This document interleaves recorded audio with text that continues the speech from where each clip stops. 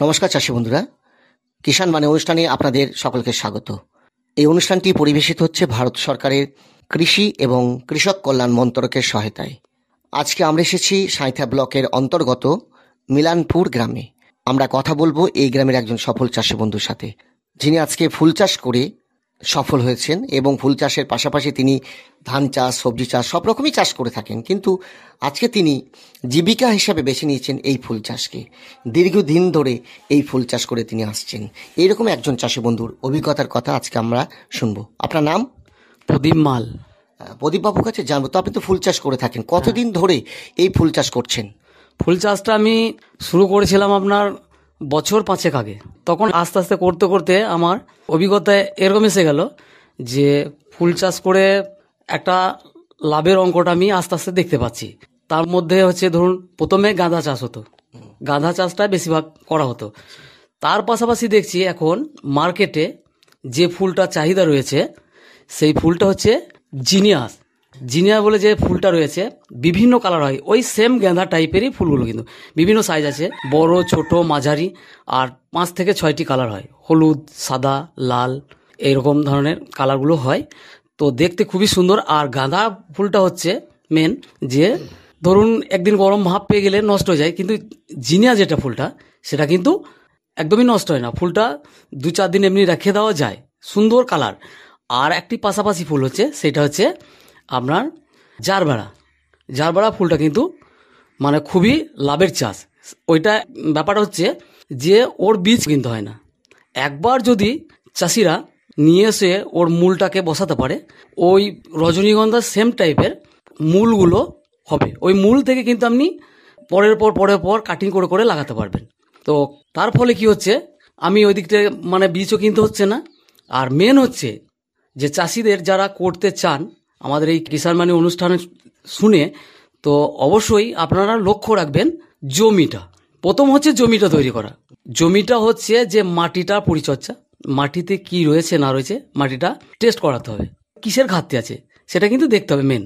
আর সেই ঘাটতিগুলো যদি পূরণ করে ফুল চাষ করা যায়, অনেক অনেক লাভ। কারণ হচ্ছে মাটিটা কিভাবে পরীক্ষা করবেন, যেখানে মাটি চাষ হয় তাদের সঙ্গে যোগাযোগ করলে মাটির টেস্ট হয়ে যাবে, যেটা আপনি করেছেন। হ্যাঁ, যেটা আমি করেছি। তো প্রথমত আমি বুঝতে পারতাম না, চাষে যখন নামি ফুল হয়তো ধসা লাগছে বা গাছ কমজোরি হচ্ছে, কোন কারণ হচ্ছে। তখন যাই হোক আমাদের আশেপাশে যারা এই নিয়ে ঘাটাঘাটি করে তাদের সঙ্গে যোগাযোগ করলাম, তারা কিন্তু বলে দিল। তো সেই মতো আমি তাদের সঙ্গে যোগাযোগ করে মাটি টেস্ট করালাম। তারপরে জমি রেডি করার ব্যাপারটা হচ্ছে, প্রথমে শুকনো জমিকে 3-4টে করে চাষ দিয়ে আপনাকে পুরো পরিষ্কার করে রোদ খাওয়াতে হবে। রোদ খাওয়ানোর পরে যেগুলো গোবর সার বা ভার্মিকম্পোস্ট সার যেগুলো রয়েছে, জৈব সার, সেগুলো দেবেন। রাসায়নিক সার কিন্তু খুব কম দিতে হবে। রাসায়নিক সার দিলে কিন্তু ফুলটা একবার যদি আপনার ধসা লেগে যায়, সে ফুল কিন্তু আর বাগানো যাবে না, সব নষ্ট হয়ে যাবে। তো কথা হচ্ছে সর্ষে খোলকে আপনি তেজটা কমিয়ে দিতে পারেন, রোদে দিয়ে একটু জল ছিপছিপ করে দিয়ে খোলটার পাওয়ারটা কমিয়ে দিয়ে সেই খোলটা দিতে পারবেন। কিন্তু ফুলের যে গাছের গ্রোথটা হবে, প্রচুর প্রচুর ফুল দেবে। আর সেই ফুল আপনার মার্কেটে যে তত্তাজা ফুলটা হবে কিন্তু প্রচুর তার চাহিদা। আর একটা হচ্ছে যে এই ফুল চাষের উপর সরকার কিন্তু বিভিন্ন ভাবে লোন দিচ্ছে, সাবসিডি, চাষি বন্ধুদের অনেক সেই ক্ষেত্রে উপকার হচ্ছে। তো গেঁদাও করুন, পাশাপাশি আপনারা জিনিয়া, জেরেনিয়াম, এই দুটো ফুলকে আপনারা লাগান, দেখবেন খুব লাভের চাষ, খুব মানে মার্কেটে চাহিদা। মানে বিভিন্ন অনুষ্ঠানে বলুন, বিবাহতে হোক বা বিভিন্ন জায়গাতে বা পুজো আগাতে, সব কিছুতে কিন্তু এই ফুলটার চাহিদা আছে। তার পাশাপাশি আপনি 10 কাঠা জমির ওপর জিনিয়া চাষ করছেন, 10 কাঠা জমিতে এই ফুল চাষ করেছেন? হ্যাঁ। তার পাশে যে রাউন্ডটা থাকবে, রাউন্ডটাতে রজনীগন্ধা করা যাবে। রজনীগন্ধার টিসটাও কিন্তু সেই সুন্দর করে ভিলি বাঁধতে হবে, রাউন্ড করে আলের নিচে ভিলি বাঁধতে হবে, ওই মোটামুটি আপনার 2 ফুট চওড়া করে, যেমন বেগুনের বা কপির ভিলি হয় ওরকম রাউন্ড করে ভিলি করতে হবে। ভিলিতে লাইন করে মানে পেঁয়াজ দেয়, ছাঁচি পেঁয়াজ, সেই মতোই রজনীগন্ধাটা বসাতে হবে। তো রজনীগন্ধার টিচগুলো যেগুলো বেরোবে সেগুলো কিন্তু আপনার ওর সাথে সাথে হয়ে যাচ্ছে, অথচ দেখতে ভালো লাগবে ফুলের জমিটা, অথচ আপনার লাভও পাওয়া যাবে, মার্কেটে বিক্রি হবে। সত্যি করে খুবই একটা লাভের চাষ। আর একটা জিনিস যেটা আমি করি নাই বা আমার পাশাপাশি করেছে, সেটা একটু কথা বলছি চাষি বন্ধুদের, যে আপনার যদি পাশাপাশি জলের ব্যবস্থা থাকে, মানে উন্নত মানের পদ্ম ফুল এসছে, মানে ডবল যে পাপড়ির পদ্ম ফুলটা, সেই পদ্ম ফুলটা কিন্তু আপনার জমি যদি হাইট গর্তটা যদি 2.5 ফুট হয় বা 2 ফুট হয়, তাতে কিন্তু পদ্ম ফুল চাষ করা যাচ্ছে। কিন্তু পদ্ম ফুলটা ওইটা কিন্তু যেমন পুজোর সময়, লাস্ট কালী পুজো, লক্ষ্মী পুজো, এই সময়টাতে কিন্তু ফুল থাকে না, সাধারণত পুকুরে জল ভরে যায়, নষ্ট হয়ে যায়। আর যে ফুলটা এখন চাষ হচ্ছে সেইটা কিন্তু আপনার একদম লক্ষ্মী পুজো, কালী পুজো পার করে দেবে। যতক্ষণ না ঘন শীত আসছে ততক্ষণ অবধি কিন্তু ফুলটা পাওয়া যাবে। তো আমার যেটা লাভ পেয়েছি জিনিয়া আর আপনার ওই জারবেরাটা, তো জারবেরা চাষ করে যে লাভটা পেয়েছি, তো প্রচুর লাভ, মানে খাটনিটা কম কিন্তু ফুলটা প্রচুর হবে। একবার যদি চারাটা দাঁড় করিয়ে দেওয়া যায় জিনিয়াটা, আপনার গাঁদার মতো থাক ফুল হবে। যত আপনি ফুল কাটিং করে তুলবেন ততই আপনার ফুল ধরতে থাকবে। আর ফুল আপনার কোনো রোগ পোকাটা লাগে না। আর রোগ পোকার একটা মেন উপায় বলে দিচ্ছি, আপনার কোনো কীটনাশক ব্যবহার করতে হবে না। যেটা হচ্ছে মেন হচ্ছে পরিমাণ মতো ওই 500 থেকে 700 গ্রামের নিম পাতা, তার সঙ্গে কালমেঘ পাতা, বাসক পাতা একই পরিমাণ। আর তার সঙ্গে আপনার যদি 500 কি 700 করেই আমি করেছিলাম, যেটা 700 করে আপনার 3টে পাতা, নিম পাতা, কালমেঘ পাতা, বাসক পাতা, আর তার সঙ্গে আপনার 150 আদা, 150 রসুন, এটা কিন্তু থেতো করে গরম জল করে সেটাকে ভিজিয়ে রাখতে হবে। মানে রোগ পোকা লাগুক না লাগুক তার আগেই দিতে হবে। হ্যাঁ, তার আগেই দিতে হবে। দিলে পরে গাছটা সবল থাকে, রোগ পোকা লাগে না। ওটাকে মোটামুটি 15 দিন রাখতে হবে। 15 দিন রাখার ফলে যেমন তরল হয়ে গেছে জলটাকে ছাঁকতে হবে। ছেঁকে সেই জলটা মানে মোটামুটি একটা 15 লিটার ব্যারেল হয় স্প্রে মেশিনে, ওটা 2 লিটার দিতে হবে। 2 লিটার দিয়ে তার সঙ্গে বাকি জল দিয়ে সেটা স্প্রে করা যাবে। 15 লিটার ব্যারেলে 2 লিটার লিকুইডটা দেবেন, যেটা তৈরি করবেন, বাকিটা জল দিয়ে স্প্রে করতে হবে। কিন্তু আপনার মার্কেট থেকে আপনার হাই দামে কীটনাশক কিনতে হচ্ছে না, অথচ গাছটা সবল থাকবে, রোগ পোকা লাগবে না। সুন্দর একটা পদ্ধতি এটা আমাদের এখানে যারা চাষবাস নিয়ে থাকে তাদের কাছ থেকে আমি এটা, যারা ভার্মি কম্পোস্ট সার টার করে তাদের কাছ থেকে এটা আমি পরামর্শ নিয়ে করেছিলাম, তাতে কিন্তু খুব রেজাল্ট পেয়েছি ভালো। তো আমি এটাই করে থাকি। আরও তার পাশাপাশি কিছু ফুল টাইপের মানে যেগুলো শাকসবজি সেগুলোও করে থাকি, তার পাশাপাশি ওগুলো হয়, কিন্তু আমি দেখেছি খুব ভালো রেজাল্ট। ফুল চাষের পাশাপাশি এগুলোও করি, এগুলোতেও খুব আমি যে বাড়ি ওই জমিতে হয়ে যায়। আর একটা জিনিস লক্ষ্য রাখতে হবে চাষিদের, যদি ফুল চাষ করেন, আপনি রাসায়নিক যদি 10-26 বা ইউরিয়া এইসব সার আপনি ইউজ করেন জমির মধ্যে, দেখবেন ফুল খুব গাছ গ্রোথ হয়ে গেল, কিন্তু যখন ধসে যাবে ওটা কিন্তু 1 মাসেই কিন্তু একদম গলে পচে শেষ হয়ে যাবে। আর যেটা জৈব সার, সর্ষে খোল, গোবর সার দিয়ে যদি এগুলো ফুল চাষ করা হয়, গাছ কিন্তু আপনার সমানে গ্রোথ থাকবে। হ্যাঁ, যখন বয়স হয়ে যাবে গাছটা কিন্তু ফুলের সাইজ ছোট হয়ে আসবে, কিন্তু সাইজ ছোট হলে কিন্তু ফুলের চেকনাইটা থেকে যাবে, সেটা কিন্তু বিক্রি হবে। এই 2 ধরনের ফুল চাষ করেছেন এবং চাহিদাও অনেক বেশি, এটা অনেক চাহিদা মার্কেটে। আর ফুলটা খুব সুন্দর, যে 4-5টা কালার হয় জিনিয়াটা, আর জারবেরাটা তো আপনার 4টে কালার পাওয়া যায়, সাদা, গোলাপি, লাল, হলুদ, 4টে কালার। আর ওই ফুলটা আপনার যেটা হচ্ছে যে ফুলের তোড়া বাঁধতে বলুন, বা বিয়ের গাড়ি সাজানো বলুন, সাজনোতলা সাজানো বলুন, বা পুজো মণ্ডপে সাজানো বলুন, সেই ফুলটা কিন্তু প্রচুর মার্কেটে চাহিদা কম। জারবেরাটা একটা ফুল কিন্তু 15-20 টাকা দাম আছে। আর আপনি লক্ষ্য রাখবেন, যদি জারবেরা চাষ আপনি করে থাকেন, যদি আপনার বাড়িতে রোদ না ঢোকে, বাড়ির উঠোনে লাগানো যেতে পারে, এটা ছাওয়া জায়গাতে বেশি ভালো হয়, দারুণ হয়, মানে ওর প্রচণ্ড রেজাল্ট। আর একবার নিয়ে এলে আপনার হাজার আপনার মূল হবে, সেই মূল ছাড়ি কিন্তু আপনি বসাতে পারবেন। মানে মার্কেট থেকে মূল কিনতে হবে না বা বীজও কিনতে হবে না। আর জিনিয়াটা বীজ কিনতে হয়, যদি আপনি ধরুন যেগুলো বেরিয়েছে সেগুলো থেকে বীজ হয় না, সেগুলো কিনে আনতে হয়। আবার যেটা আমাদের যেগুলো প্রথম নিয়েছিল মানে জিনিয়াটা, সেই ফুলগুলো কিন্তু বীজ হয়, মানে কিছু ফুল আপনি সাইড করে রেখে দিলেন, যেগুলো বীজ করবো সেগুলো থেকে বীজ হয় কিন্তু। আর যেটা ছোট গাছের জিনিয়া সেটা কিন্তু প্রচুর ফুল হয়। এই যে 2 ধরনের ফুল চাষ করেছেন, তো আপনি কি চারা গাছ বিক্রি করেন? চারা গাছ বিক্রি করি। আমার সঙ্গে যোগাযোগ করবো, আমি মানে চাষিকে ভালোবেসে আরো 10-20টা ফ্রিও দিই। ফিরে আমার দিতে খুব ভালো লাগে। তো আপনার এই অনুষ্ঠানে যদি আপনার ফোন নম্বরটা একটু বলে দেন, তাহলে মনে হয় যারা শুনছেন আজকে এই অনুষ্ঠান তাদের হয়তো কাজে লাগবে, এবং তারাও হয়তো এই ফুল চাষ করে আজকে সফল হতে পারবেন, স্বনির্ভর হতে পারবেন। হ্যাঁ, তার আগে বলে নিই যে যারা এই অনুষ্ঠানটা শুনছে, আমি ফোন নম্বর দিয়ে দেবো, তো তারা আমার সঙ্গে যোগাযোগ করবেন।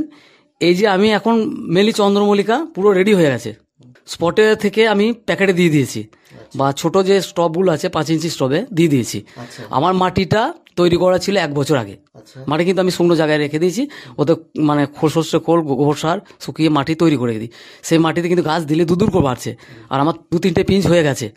তো চন্দ্রমল্লিকা আমি এবারে 10 ইঞ্চিতে ফেলবো, আর দিন 10 মধ্যে। তো শীতের সময় আমি করি গাঁদা, করি 2 রকমের, যেটা ইনকাটা আমি বীজ কিনে নিয়ে এসে চারা তৈরি করি।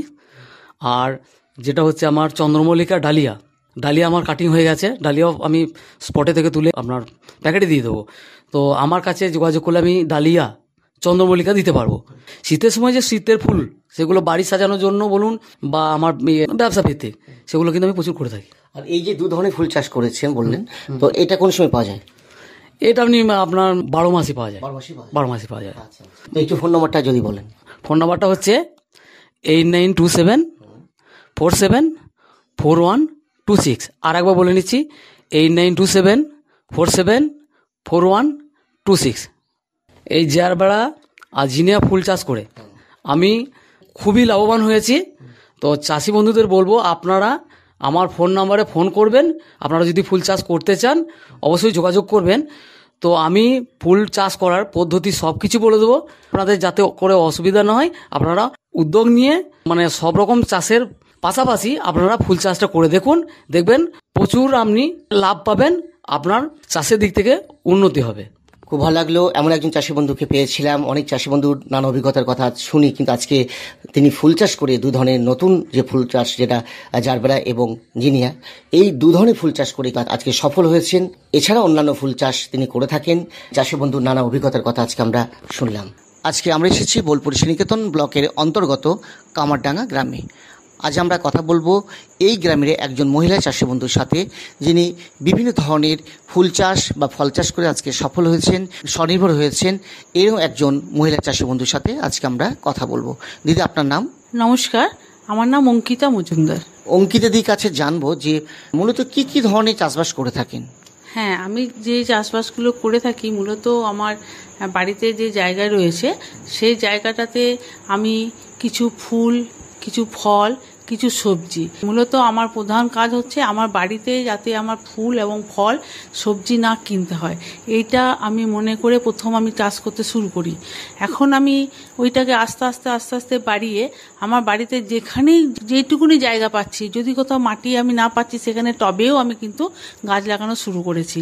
মানে এটা আমার একটা বলতে পারেন শখ, এবং এটাকে জীবিকা হিসেবেও আমি কিন্তু করে নিয়েছি। কারণ আমি বিভিন্ন সময়ে, যেমন একদম গ্রীষ্মকালীন, বর্ষাকালীন, শীতকালীন যে সবজিগুলো হয়, সেই সবজিগুলো কিন্তু আমি চাষ করতে শুরু করেছি। তার জন্য আগের থেকে আমি মাটি তৈরি করে নেওয়া, মানে যে শ্রমটা দিতে হয় সেই শ্রমটা কিন্তু আমি এখানে দিই।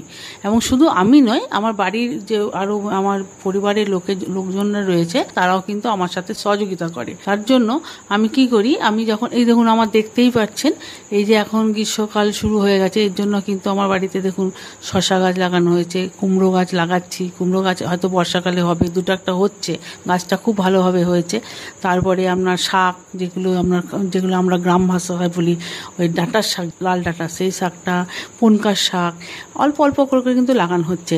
শীতকালে তো হয়ে গেছে, সেই শীতকালে যেগুলো তোলা সেগুলো তুলে নিয়ে মাটিটাতে কিন্তু আমি এই যে চাষগুলো করছি সেগুলো কিন্তু আমি মূলত সমস্তটাই কিন্তু আমার নিজের বাড়িতে গোবর সার দিয়ে তৈরি করা, জৈবিক সার পদ্ধতিতে বা জৈবিক পদ্ধতিতে আমি চাষবাসটা করছি। আমি রাসায়নিক সার একদমই ব্যবহার করি না। যেহেতু আমরা এই সবজিটা খাচ্ছি, এই কারণের জন্য আমরা কিন্তু কোনো রাসায়নিক সার একদম ব্যবহার করি না। বাড়িতে তৈরি করে, বাড়িতে যতটা সম্ভব সারটাকে তৈরি করা বলুন, বা যে কীটনাশক যেটা তৈরি করা, সেটা কিন্তু বাড়িতে, এমনকি কোনো জায়গায় হলুদ দেওয়া, কোথাও নিম ফল ব্যবহার করা, নিম খোল ব্যবহার করা, এইগুলো ব্যবহার করে কিন্তু আমি চাষগুলো করে থাকি।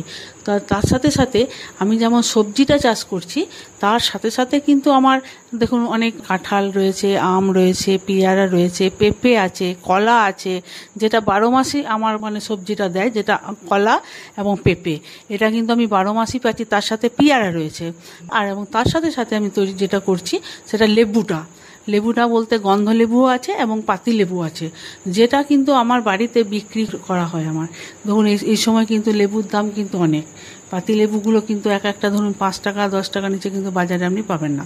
কিন্তু আমাদের যেহেতু গ্রাম বাংলা, আমাদের তো এখানে অতটা টাকা দিয়ে কেউ কিনতে চায় না, কিন্তু আমার 2 টাকা পিস হিসাবে কিন্তু আমি বিক্রি করে থাকি। তারপরে ধরুন পেয়ারাটা, 2 রকম পেয়ারাটাই আছে, একটা ছোট পেয়ারা আছে, একটা বড় পেয়ারা আছে।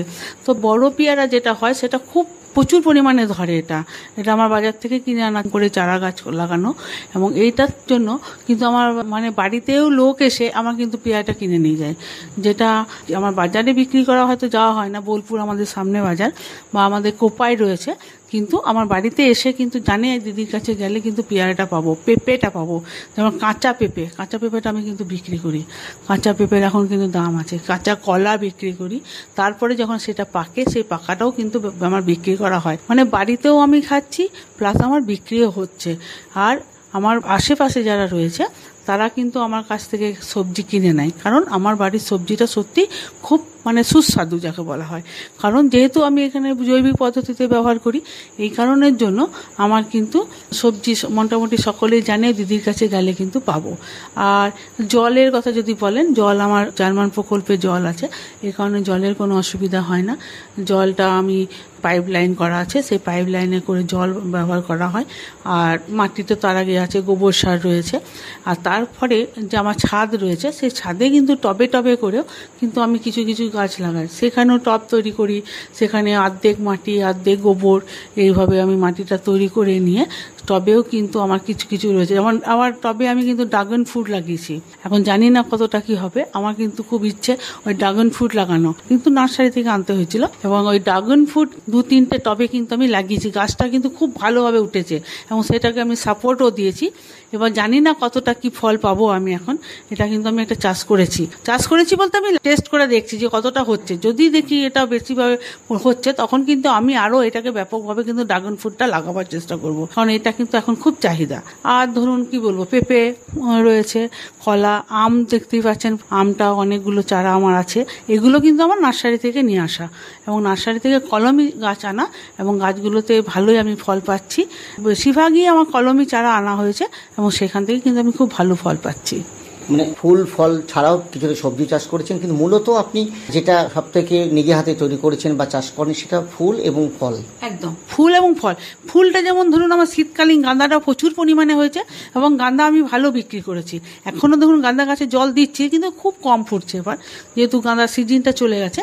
কিন্তু গাঁদাটা আমি শীতকালে অনেকটা চাষ করেছি, এবং গাঁদার ভালো চাহিদা ছিল। গাঁদার কিন্তু আমার কাছে পাইকারি এসে কিন্তু গাঁদা ফুল তুলে নিয়ে গেছে, বিক্রি করেছি আমি।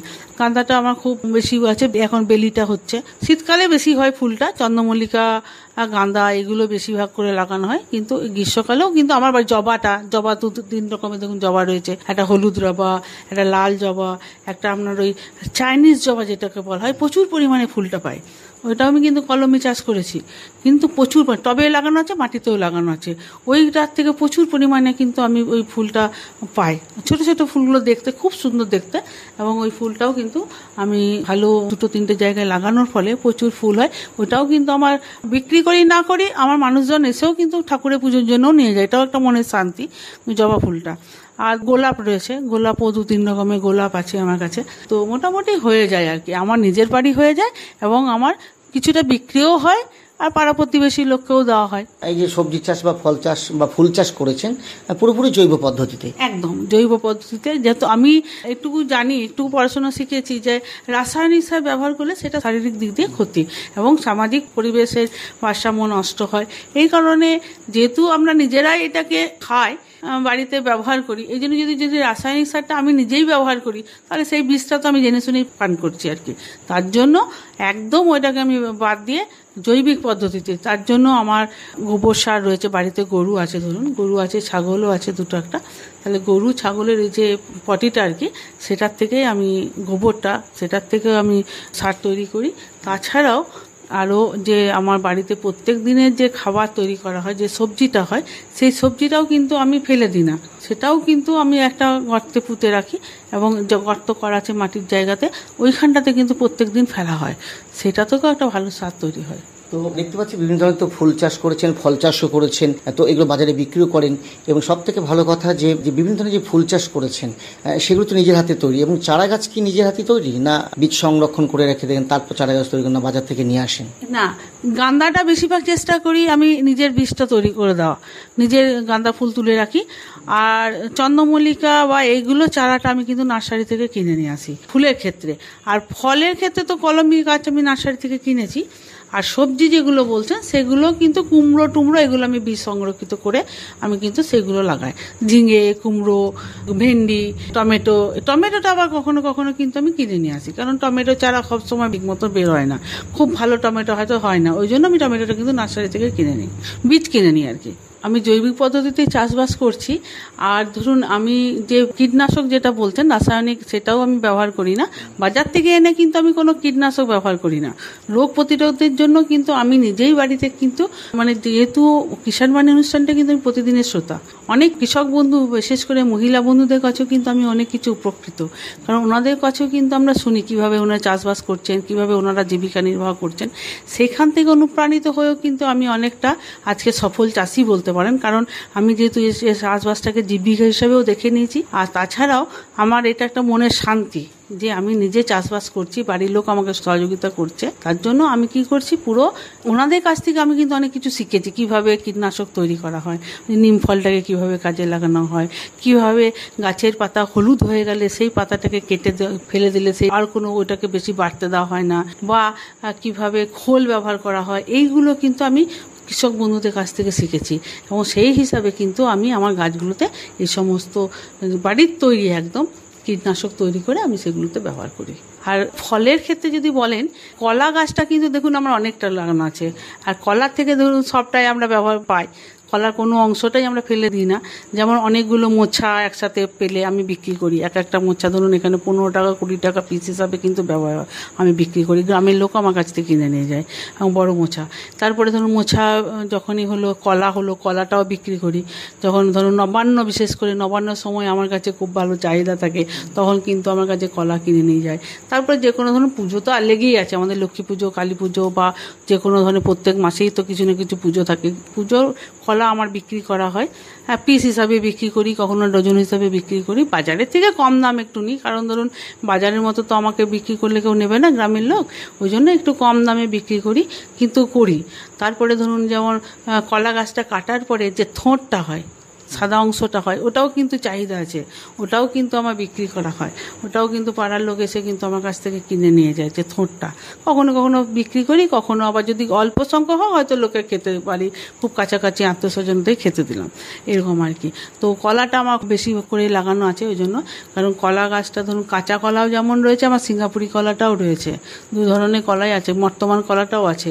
কলাটা আমার 2-3 ধরনের কলা আছে। পেঁপের জাতটাও খুব ভালো, কারণ পেঁপেটাও আমি খুব ভালো 2বার বিক্রি করতে পারি, একবার কাঁচাতে বিক্রি করি, একবার পাকাতে বিক্রি করি। তো এইভাবে কিন্তু আমি আমার সংসারটা এইভাবেই চালিয়ে নিয়ে যাচ্ছি, কারণ আমার এই বাগানটি আমাকে কিন্তু সংসার রেখেছে যাকে বলা হয়, এবং এটা করে আমি মনের দিক দিয়ে ভীষণভাবে আনন্দ পাই, কারণ এটা আমাকে প্রত্যেক দিনে আমার একটা এখানে আমার সময় কাটানোর একটা জায়গা, তার সাথে সাথে শরীরচর্চা, মনের চর্চা দুটোই কিন্তু আমার এখানে হয়ে যায়। এবার ধরুন শীতকালীন যে ফুলগুলো হয়, সেই ফুলগুলো আগে থেকে তো মাটিটা তৈরি করে নিতে হয়। দেখুন আমি দেখুন বেডগুলো কিন্তু আমার তৈরি হয়ে গেছে, এই জন্য মাটি আমার কিন্তু রেডি। এবার আমি কি করব, ঠিক বর্ষার শুরু হওয়ার আগে কিন্তু বীজগুলো আমি ফেলে দিই, যদি সবগুলো যদি না বের হয় বা হয়তো কোনোটা ঠিক মতো হচ্ছে না, তখন আমাকে হয়তো কিনেও আনতে হবে। এই জন্য কী করি, আমি কিন্তু মাটি তৈরি করে নিয়েছি, দেখতেই পাচ্ছেন আপনি যে পাট পাট পাট পাট করে আমার একটু একটু একটু করে বেড তৈরি করা হয়েছে। এবার যে ফুলগুলো আমি লাগাবো সেগুলো কিন্তু মাটি তৈরি করে নিয়েছি, এবং এগুলোতে কিন্তু আমি বর্ষার আগেই বীজগুলো কিন্তু ফেলে দেবো, এবং ফেলার পরে চারা গাছ বেরোবে। এবং আমি ঠিক পুজোর আগের মধ্যে কিন্তু আমি গাঁদা ফুলটা পেতে শুরু করি। পুজোর সময় ধরুন বেশিরভাগ আশ্বিন মাসে যে দুর্গা পুজো শুরু হয়, বা কার্তিক মাসে যখন হয়, কিন্তু আমি আশ্বিন মাসের মধ্যে আমাকে আমার ফুলটা পেতে শুরু করে দিই। খুব ভালো লাগলো আপনার সাথে কথা বলে, যে একদিকে আপনি ফুল চাষ করছেন বিভিন্ন ধরনের, এবং ফল চাষও করেছেন, এবং এগুলো করে কিন্তু আপনি আজকে সফল হয়েছেন, স্বনির্ভর হয়েছেন পুরোপুরি। আপনি নিজেই বাগানটি তৈরি করেছেন, জৈব পদ্ধতিতে চাষবাস করছেন। আজকে আমরা এসেছিলাম বোলপুর শ্রীনিকেতন ব্লকের অন্তর্গত কামারডাঙ্গা গ্রামে। আমরা কথা বললাম এই গ্রামের একজন মহিলা চাষি বন্ধুর সাথে, তিনি আজকে স্বনির্ভর হয়েছেন এই ফল এবং ফুল চাষ করে। এতক্ষণ এই অনুষ্ঠানটি শুনলেন ভারত সরকারের কৃষি এবং কৃষক কল্যাণ মন্ত্রকের সহায়তায়। সকলকে ধন্যবাদ জানিয়ে আজকের মতন আমাদের এই কিষাণ বাণী অনুষ্ঠান শেষ করছি।